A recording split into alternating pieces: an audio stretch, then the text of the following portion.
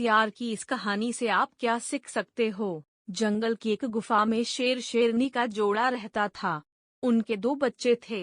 शेर प्रतिदिन जंगल जाकर शिकार करता और उसे लेकर गुफा आ जाता।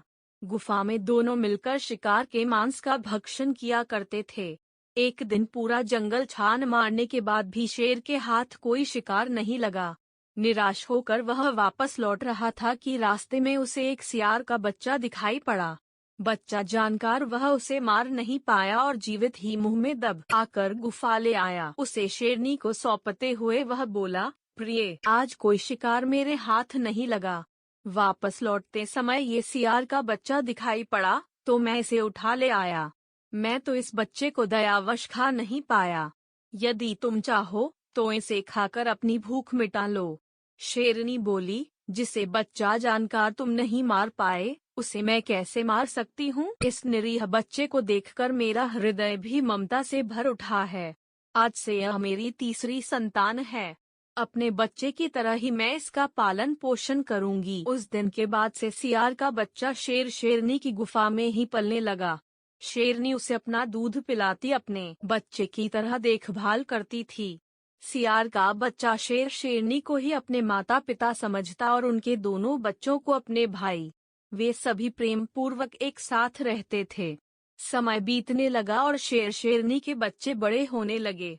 एक दिन वे तीनों जंगल में खेल रहे थे कि एक मदमस्त हाथी आ गया।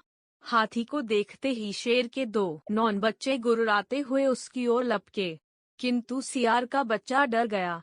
उसने शेर के दोनों बच्चों को समझाया, बंधुओं, हाथी हमारा शत्रु है और बहुत बलशाली है। हम उसका सामना करने में सक्षम नहीं हैं, इसलिए हमें उससे दूरी बनाकर रखनी चाहिए, अन्यथा जान से हाथ धोना पड़ जाएगा। आओ भाग चले। शेर के बच्चे उसकी बात मानकर गुफा चले आए। वहां उन्होंने शेरनी को जंगल की घटना के बारे में बताया कि कैसे हाथी को देखकर सियार का बच्चा डर गया और कायरता दिखाते हुए हम दोनों को भी भागने को विवश कर दिया। वे दोनों मिलकर सियार के बच्चे का उपहास करने लगे।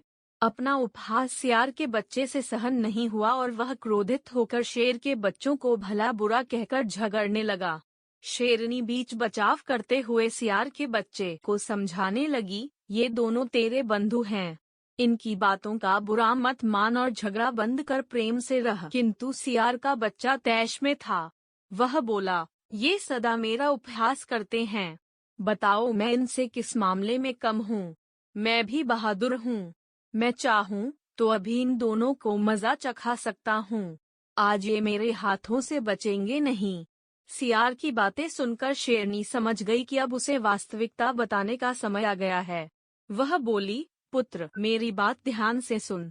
तुम बहादुरी में किसी से कम नहीं हो, किंतु जिस कुल में तुम जन्मे हो वहाँ हाथी से शत्रुता मोल नहीं ली जाती।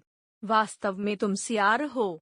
मैंने तुम्हें अपना दूध पिलाकर अपने बच्चे की तरह पाला है, लेकिन सियार होने के कारण तुम में सियार के ही गुण हैं।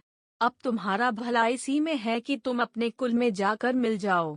यदि यह बात तुम्हारे दोनों भाइयों को पता चल गई तो मारे जाओगे। शेरनी की बात सुनकर सियार वहां से भाग खड़ा हुआ और सियार के दल में जाकर मिल गया।